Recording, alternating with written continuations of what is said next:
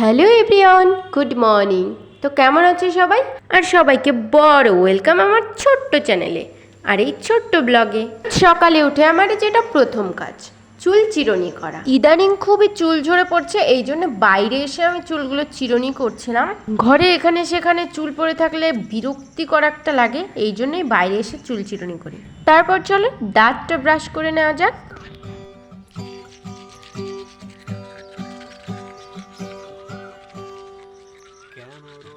আর এই দেখো বন্ধুরা, একটা আমাদের করলা গাছ হয়েছে, এটা একাই একাই হয়েছে। আর এটাকে আমি এখন একটু পরিষ্কার করে দিলাম সাইড দিয়ে, আর তারপরে চলে গেলাম আমি বাজারে।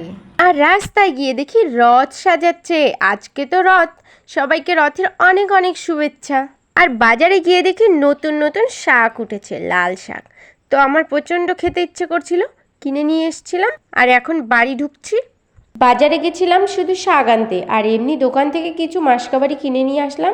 লাল শাক ভাজি তো আমার দারুণ লাগে।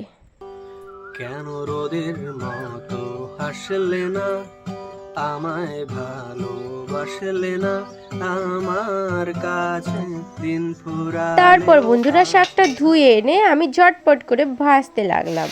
আর একটা রেসিপি অনি করেছিল। আর বাজারের শাক যেহেতু প্রচণ্ড ঘাস পাতা ছিল, বাছতে অনেকক্ষণ লেগেছে, তো বেছে আমি অনেকবার ধুয়ে তারপরে নিয়ে আসলাম। আমার তো লেগেছিল প্রচণ্ড খিদে, এই জন্য বাজার থেকে এসেই আমি রান্নাটা চালু করে দিয়েছি। আর দেখো আমার রান্নাও কমপ্লিট হয়ে গেছে। চলো আমি একটু খেয়ে নিই, তোমরা ততক্ষণে চ্যানেলটাকে সাবস্ক্রাইব করে দাও। আর দেখো বন্ধুরা, রথের ওখানে ভিড়। আর আমি দেখছিলাম যে দড়িটা কোথাও ফাঁকা আছে নাকি, কারণ কি আমি কোনোদিনও রথ টানিনি, আর এবারকে আমি টেনেই নিলাম। ফাঁকা ফাঁকা ছিল, আমি হাত দিয়ে ধরে টুক করে একটা টান মেরে চলে আসলাম। চলো বন্ধুরা, ভিডিওটা এই পর্যন্তই। যদি তোমাদের ভালো লেগে থাকে অবশ্যই একটা লাইক করে দেবে। আর পুরো ভিডিওটা দেখার জন্য সবাইকে অনেক ধন্যবাদ। ভালো থেকো সবাই, আমি ফিরে আসবো নতুন একটা ভিডিও নিয়ে। ততক্ষণ সবাই ভালো থেকো, বাই।